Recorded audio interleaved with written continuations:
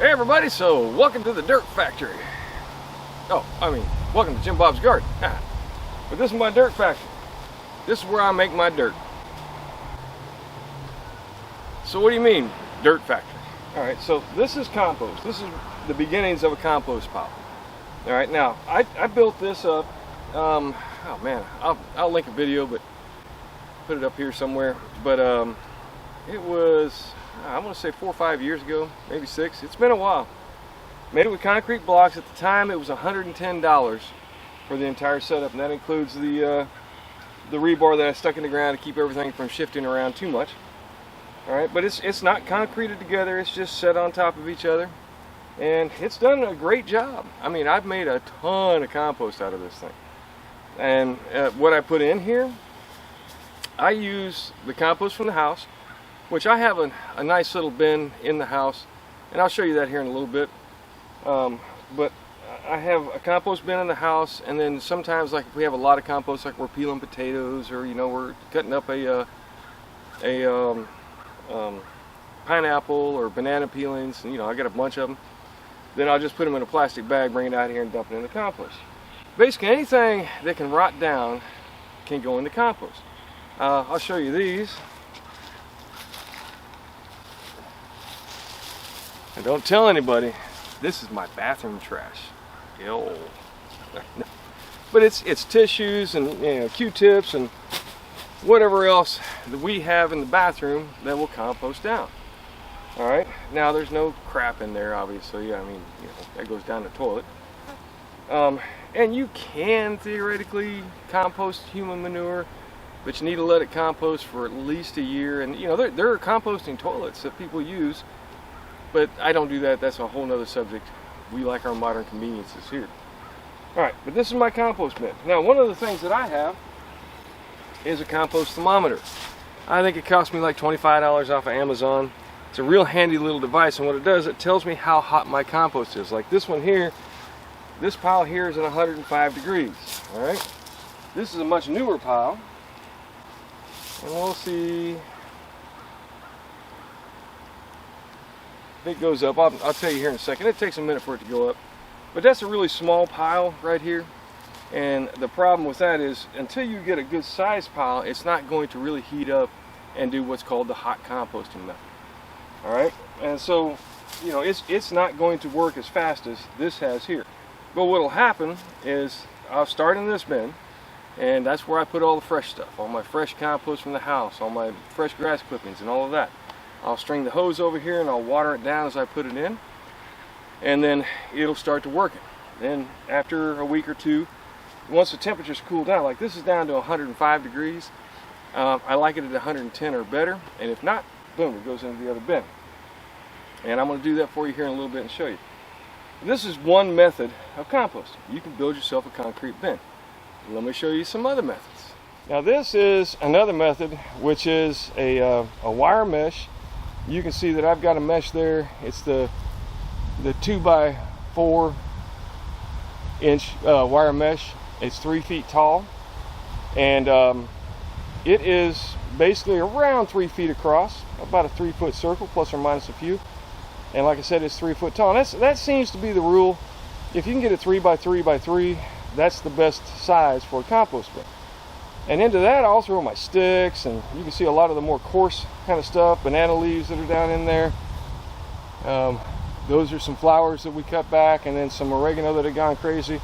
All of that goes down into that bin, and it will rot down. Now, we filled that up last year, and this is what we got left. All right, that full bin, like I said, it was 3 foot by 3 foot by 3 foot, composted down into this pile. All right, which is now about 2 foot, not even 2 foot, probably 1.5 feet deep. All right, so it does break down into a much smaller capacity. If you look over here, this is another one that was there year before last, and that one we actually tried to compost some old banana plants that I didn't really want anymore. They never produced bananas. They're the dwarf bananas. They're just more of a decoration than anything, but they grew, so we're kind of leaving them there. We'll see how it goes. Worst comes to worst, it'll be a chop and drop. All right, but that's my compost bin. Now if you look or that's my ways of composting. If you look down in here, you can see inside of here, there's all kind of life. You can see right there some of the bugs. All right, and you can see this is really nice, rich compost that's down in here. Now, I didn't turn this or anything. That I just threw in and let it roll. All right, now you're going to have some stuff around the outside edges that doesn't compost down well, but it's just on the very outskirts. All right, if you look there, you know, it's just right here, but right beneath it is that nice, soft compost that'll be really rich in my garden. All right, now this is what's called cold composting, because we don't toss it and try and heat it up. It will heat up, don't get me wrong, but the goal is you just keep stacking it, just keep stacking it. Now, let me show you another method. All right, now we're over here in my neighbor's yard. Yes, I have permission. Let me tell you a rule for life. Don't piss off your neighbors. Ask permission, always be respectful. Treat your neighbors with decency and respect, and you'll never have to get on, what's that ID show, Fear the Neighbor? Yeah, all right. Watch it sometime, it's pretty crazy. Anyway, me and my neighbor, we get along fine, but this is his compost bin. And the reason I want to show you this is because it's not a bin at all. It's just a pile. But if you look in here, dig down a little ways, you can see this is composting down quite nicely. All right, and if you look over here on this side, you can see he's got a pile right here. I've already composted down stuff. All right, that's already pretty much done. And another pile over here that he's done. That is really looking good. I should probably be going in the garden pretty soon. All right, and you know, just so you know, I'm going to give you a quick shot of his garden, just to show you how well it works. So back here, you can see just a quick view of his garden and how well it's growing. I mean, he's got some squash, he's got some onions, he's got some dill, I think that is. He's got some cucumbers, he's got lettuce, he's got onions. He's got all kind of stuff growing in here, and all of that's growing off of his own compost, which is really fantastic. He even has some celery, which isn't supposed to grow here, but yet somehow or other, we both managed to get it growing. Okay, so that's the kind of results you can get from compost. All right, so this is our little compost bin. Now what this is an old Tupperware container that just happens to fit a coffee lid real nice. And I just drilled some holes through a handle, and then we put a bag in it, and that's where we put our compost. Ew. Now, if you're going to buy or get or make a compost bin, make it sealable, all right? Because if not, it's going to stink up the kitchen, something fierce. All right, highly recommend a lid of some sort. And then over here we have where we stash all of our paper towels. Let me show you that. Good. Yeah. All right. So this here is where we stash our paper towels. Now, all of our paper towels and tissues or any other paper products that we use in the kitchen go in there. It's a handy dandy little thing. We got it at IKEA, and I can't remember what it was called or anything, but it's the perfect size for a grocery bag, a plastic grocery bag. And then it's just very convenient because it's right above our trash can. So instead of throwing it in the trash, we throw it in that bin, keep it in a paper towel, a plastic bag until summertime. When one of the things in summertime, you get a lot of greens, all right? You get a lot of grass clippings and so on, so you need some browns to go with it.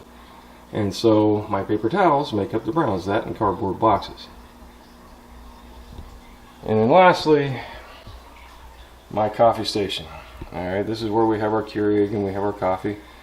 And then Mama, who also helps me out a lot with all of this, matter of fact, she's the one always telling me, hey, compost needs to go out, compost needs to go out. But anyway, so right next to my coffee pot, I have the spot for my coffee grounds. It's just an old coffee container. All right, one of the plastic ones. Now, coffee grounds don't really end up stinking, so you don't have to worry as much about keeping it closed, but I do have a lid for it. And then she also takes her K-cups out of the Keurig here. She'll take her K-cups and save them. You can see we have some that are saved right there. They've already been used, and she'll open those up, and those will also go, the contents, not the plastic, but the contents will go into the coffee grounds as well. And all of that goes into the compost outside to improve and make our compost just that much better. So, you're saying to yourself, I got all this compost now, so what do I do with it? Well, I put it in the in the garden, of course. Now, this garden here is a little bit special. Basically what I did here, and I'll try and find it and link the old video when I first started this garden. But I took a bunch of dead limbs and trunk size, good sized pieces of wood and buried them all in this. Basically made it into a sort of a hugelkultur garden. All right, what you can do, you can fill up, like if you buy garden beds, you can take wood and, preferably dead wood that's been around for a little while, but even live wood will work. It just takes longer to break down. And you can bury it and use that to fill up your garden so that you can wait until later to add more compost and so on. It's called hugelkultur. It's a great thing to look into. I'm hoping, I've got some extra wood. I want to make a hugelkultur. I just haven't figured out where yet and how to go about it. But I do have some wood I've let set for several years now, just for that purpose. All right, but anyway, so when I came out here, these tomatoes were not doing well. If you look behind me, you can kind of see my tomatoes in the back, up underneath my old swing, and they're twice the size of these tomatoes. They were all growing at the same time. But before I planted those tomatoes out there, and like I said, they were all growing at the same time, so they should all be the same size. All right, but before I planted those over there, I made sure to put, I put, oh gosh, I don't want to say 5 or 6 wheelbarrow fulls or wagon loads of compost into that area that I'd had from another one of those, circular cages that was back over here, and where I now have a tree planted. Because one of the things about those, and I like it a lot, is that as it composts down, the rain goes through and it soaks down into the ground and makes that ground underneath that compost bin very, very rich. And so I try to strategically place those where I want them so that I'll make that ground really rich for a tree later on. All right. But anyway, so what I did is I come through here and I noticed that this soil was very, very hydrophobic. All right, it was almost dust. All right, same as this garden bed over here, which I'm going to show you here in a second. And in this one, what I did is I took, one full wheelbarrow full of compost, and I mixed it in with the sand and then rehydrated it by mixing and mixing. And now you can see that I have nice moist soil down here. All right, and it's now accepting water, where before it was not allowing the water to soak in. So now that the soil is nice and moist. It does have a lot of sand in it still, okay, because I made a mistake early on, and they were digging out the pond behind me. This used to be a island green with 2 small ponds around it. They dug out the island green. They dug it down to like, 47 feet, I think it was, deep. It's a very deep pond. And then they sold all that dirt to Amazon with the new Amazon warehouse we have here. But anyway, so I had gotten a scoop of that dirt, some of the more rich looking, darker sand essentially, and I used that to fill my garden beds originally, and that was a mistake. All right, I should never have done that. So now I have all this really sandy soil. Now it's slowly getting better and better as time goes on. There's more and more of biological material, grass clippings and small chunks of leaves and so on that's in the soil. And of course now I need to get it covered more.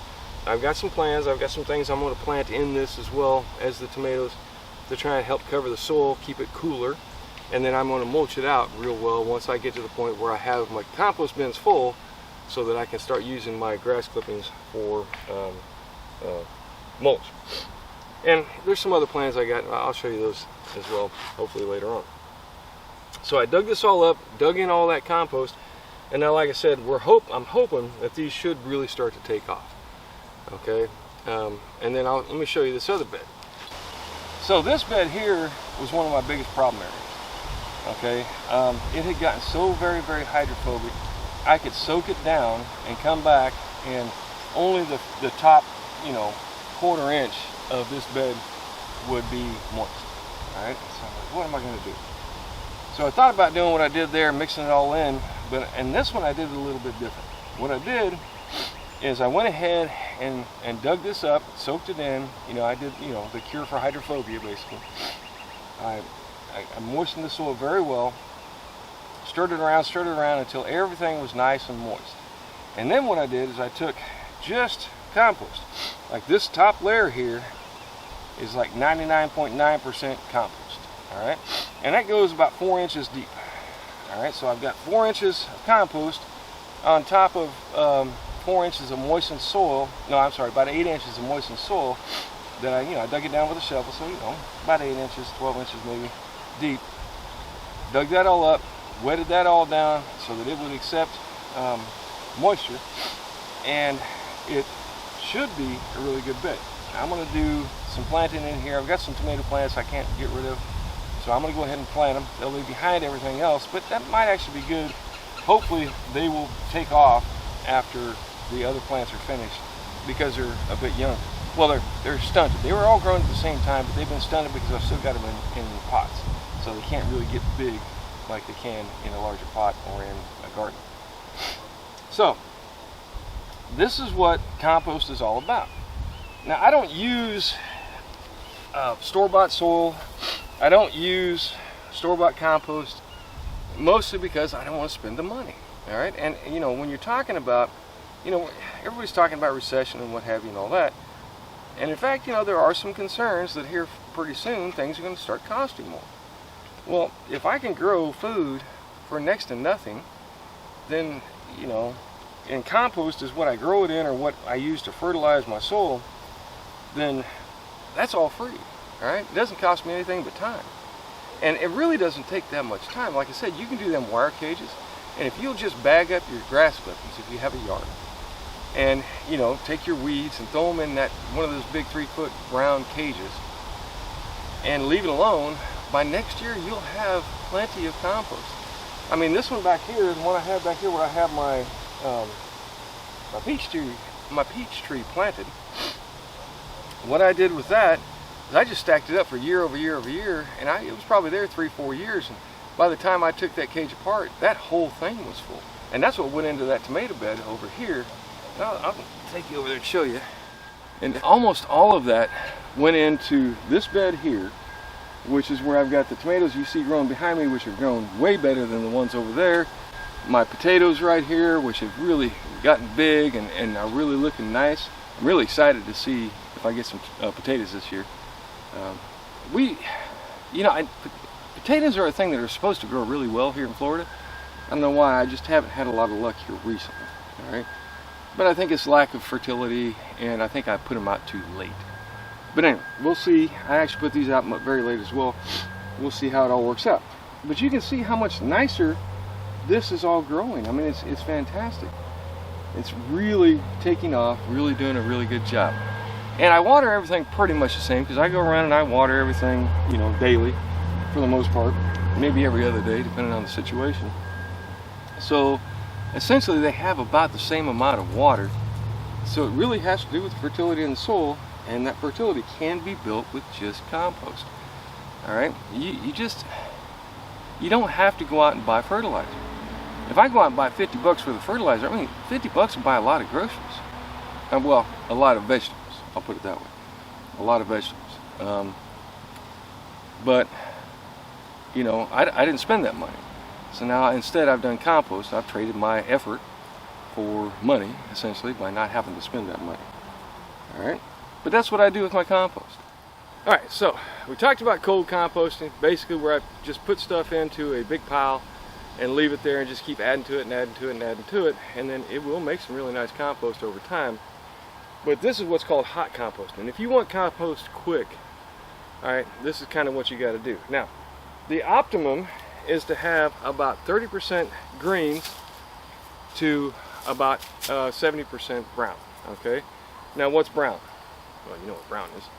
If it's brown, flush it down. Anyway, but what do they mean by browns? Browns is stuff like this: dried up grass, leaves, grass clippings that have dried up. All of that, once it has dried up, is brown. Green grass clippings or green weeds like this is higher in nitrogen and will heat up your bin a lot more. That's what's called green. Another thing that's considered greens is going to be your compost from the house. Any kitchen scraps, things of that nature are all greens. And then weeds, anything that's green is greens. Right? When it's brown and dead, it's browns. So you want to try and keep that ratio.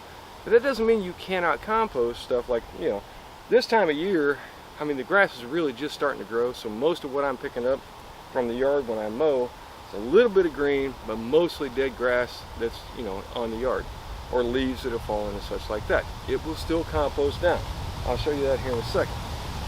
All right, so what I do is I will start in this pile, and I start with whatever little bit of greens and browns I get, and then I'll transfer it into my second bin. All right, that opens up my first bin, so when I mow, I can fill up that bin with the grass clippings. And then I'll transfer it here. I'll let it go for a while. I might pull it out, stir it around, and put it back. All right, if it isn't quite as far along as I want it to be. And I do use my thermometer. Once it gets down below 120, 110, then I start looking at trying to transfer it over and heat it back up. Now the heat isn't what you're looking for, because you can put it out in the sun and it'll get a lot hotter, but that doesn't really help. What you're looking for, the heat is a byproduct of what you're wanting, and that is the microbiological activity, or the biological activity that heats up the pile. And it'll get up to 140, 150, sometimes all the way up to 160 degrees inside your compost pile, and that's when you know it's really working. Like, I'm going to mix this, I'm going to stir it over and put it in the next bin, and by tomorrow I should be looking at 120, 130 degrees, if not more. All right, so all you do is you take the outsides, preferably first, and you put them at the bottom.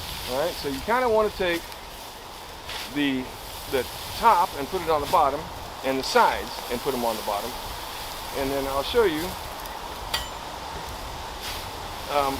why here in just a second. Okay, so I'm going to take this and I'm going to put it in this pile, you know, anywhere from 6 inches to a foot deep. All right, like I said, I'm really looking to get the outside stuff, and you can tell as you dig in the stuff that has been more composted. Now, one of the things with browns is it's going to be dry, okay, and especially here in Northeast Florida during the springtime, because we don't get no rain. We haven't had rain in so long. We're like bordering on drought conditions. Our pond back behind me is probably 3-4 foot deep. I mean, lower than normal. So I always water it down. Now you got to be careful when you water, okay? And this is a judgment call. I can't tell you how much to water, but you want to get it damp, but you don't want to soak it. All right. If you put too much water in, what can end up happening is you'll have what's called anaerobic compost, which means it doesn't get a lot of air. If you drown it, then it's not going to be able to get air. If it can't get air, it won't be as good a compost, because you won't have that as much biological material. Activity. You won't have the bugs and such nearly as much as you will if you have aerobic, or air-filled compost, essentially. So we're going to put this all in here. Again, make a layer about a foot deep, 6 inches, somewhere in that neighborhood. I mean, there's no exact science here. Just kind of do what you think is best. But we're trying to get most of the stuff on the top to go on the bottom. Now I'm putting a little extra water on this one because it is so dry. Like I said, it hadn't rained. And it's all browns. A little extra than I normally do. And let me fast forward to a little closer to the end here. So I should have showed you this before, but this is kind of what you have when you do grass clippings, okay? It gets dry, like I said, particularly this time of year, and it's very, very, very loose, all right? There's no real congealment. You can see there's no real signs of breaking down yet. But as you go down a little bit further, you get to something that looks like this. Now this has got some paper towels in it, some other stuff. All right, and yeah, I put my hands in it. I ain't worried about it. If I'm gonna eat the food it grows, and why would I worry about it being on my hands? But you can see it's starting to actually break down a little bit. All right, I do have some paper towels that haven't broken down all the way. All right, and some eggshells. Now I will try and break these up with my fork as we go along, because obviously I want that, the more open it is, the more it's going to break down, the easier it'll break down, and the quicker it'll break down. So we're starting to get into the meat of things. And we're starting to see a little bit of the compost turning into compost. Now another thing you want to watch is you'll have these layers that kind of form, and it's kind of like matted together. Just break it up a little bit. Take your fork, just kind of stir it around. If you get those mats. And again, we're trying to keep the stuff that hasn't really broken down on the bottom wherever possible. All right. So let me go a little further. Now, once you get down a little deeper, you can now see that what we now have is compost. Now, it's still got some stuff to break down, and you can see some pine needles. Now, pine needles take a while to break down. All right, that's just part of the deal because they got wax like on the needles themselves. But you can see I'm starting to get actual compost at the bottom, and that's why you want to take the top and put it on the bottom, and the bottom goes on the top, because all of this will now lead to when it gets wet, when either you water it or it gets rain, then what you'll end up having is all of the microbes and the good stuff in this soil will work its way down into that soil and will actually seed that into the rest of the compost and make it break down a lot faster. All right. Now there is a strategy also where what I've done in the past, and I will do again in the future, is where I keep some compost in one of these bins, like in the back corner, and either I'll put it in the middle or I'll put it on the top at the very end, so that basically that will seed the bacteria that break down the bacteria, the microbes, the bugs, and all of that actually help the compost break down. It'll be seeded by that compost that I've gotten. It's really nice compost, and it just makes that stuff go a little bit faster. Alright.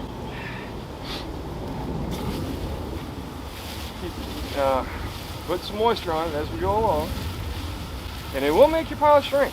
Alright, no doubt about it. You put some water on it, it makes your pile go downwards. So the pile you have now is going to be smaller than the pile you had before. And if you have left plastics, which that is not plastic, it's actually cardboard. You can see my chunks of cardboard in there. All right. But if you find plastics as you go along, just take them out, toss them to the side. Like what I do is the holes in the concrete blocks, I'll stuff it down in there, and eventually at some point I'm going to move this a little further forward perhaps, and when I do that, then I'll take that plastic out and either throw it away or get rid of it somehow. But right now it just helps keep my blocks where they need to be. At least that's my theory. Now you can use a pitchfork, you can use a shovel. A pitchfork actually would probably be better. Hint, hint, kids, Father's Day is coming up, pitchfork would be nice. I know you always think I was the devil anyway, so. Or was that just all my girlfriend's parents? I don't know. It's been a long time since I had a girlfriend. Man, we've been married 36 years. Holy shmoly. Who'd have ever thought of it? Yeah, now we're starting to get into the darker, blacker actual compost, with stuff that is actually broken down. We want that on top. Now there's a YouTube channel out there called Robbie and Gary, or by Robbie and Gary. Remember, that's actually the name of the channel. But what she does is she will take, you know, biological material, plant scraps and so on, and she'll put them in a tote that has a little bit of dirt on the bottom. She'll put that down, and then she'll put dirt over the top of that, and it'll break down in next to no time and make really nice dirt or soil for your vegetables to grow in. All right, it's just basically composting on a much smaller scale. All right, but for that you really want to make sure you cover it with dirt. That's what helps to break it all down, is that soil that you put on top. But this is nature. The only thing we're doing here that's not natural is just stirring it and speeding up the process. You know, before I started this whole gardening adventure, I remember I was up cleaning off the roof, and we had a lot of trees at the old house, and so I get a lot of leaf litter and stuff on the roof. Anyway, if I didn't clean it off often enough, it would just sit up there and break down. It's not good for your roof. But I showed my kid at the time, who was still a teenager, I said, look, this is how dirt is made. I hadn't even really thought about composting yet. I didn't really start into that until I got here. So I'm like, yeah, this is how dirt is made. You know, the leaves sit up here, they rot down, grass clippings, bird manure, everything just sits up here. And then eventually, it rots down and it turns into dirt. And that's how dirt comes about. All right. I have all kind of stuff in here. Like you can still see the eggshells. I try and take all the eggshells and squish them down. Like when I'm making breakfast, I always make breakfast. It's just the deal we've got. Is I'll take and put my eggshells in a paper towel, then I'll crunch them down real good and break them up into smaller pieces, because it makes it easier for that to get broke down by the composting there. But eggshells are a great source of calcium. So, and like banana peels, which if you're not growing bananas, I highly recommend eating bananas, because the banana peels are really good for potassium in your compost. You got to remember, the better your compost is, the better your garden will be. Now, if this compost was a little more broke down already, I probably would leave the compost that's there for putting on another pile. But we really haven't got to that point yet, so I'm going to go ahead and throw it on the pile too.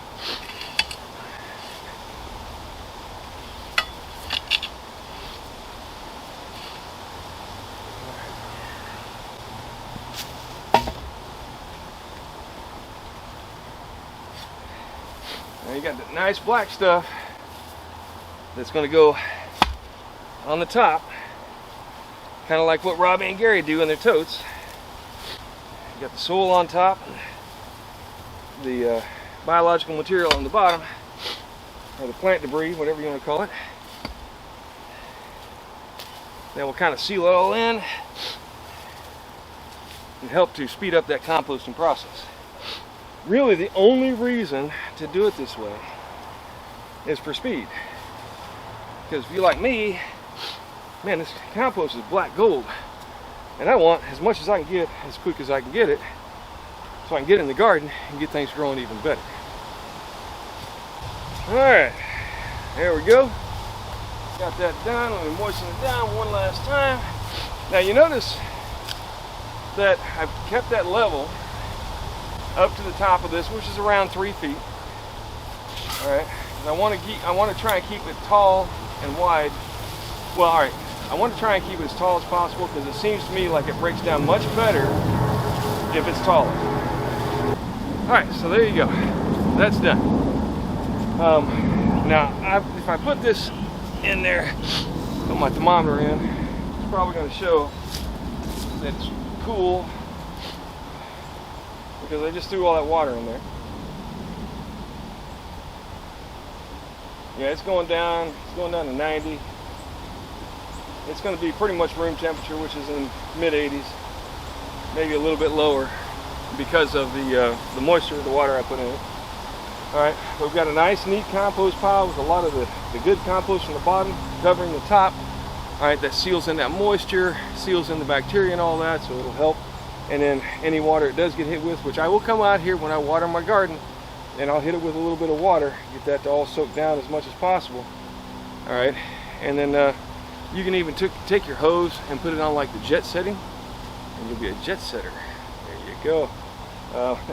And inject some water into it. Alright, so not only have I turned my compost, but I got my workout in for the day. Oh yeah, baby! Alright, with that being said, highly recommend compost. Can't tell you enough. This is black gold. This is the best thing in the world for your garden, and it's completely, absolutely free. It doesn't cost me anything at all to make this compost. Now, I should say, with that being said, I do spend money on my water bill. but the amount of water I put on there is negligible, probably less than 5-10 gallons tops. All right, less than 1 shower. And in fact, I've got a pond behind me. If I really wanted to do it without any money, I could take the water from the pond and put it on my compost. Though I don't really like the idea because I'm not sure what chemicals are in the pond. You know, weed killers and insecticides, which is a whole another story I'll get into later.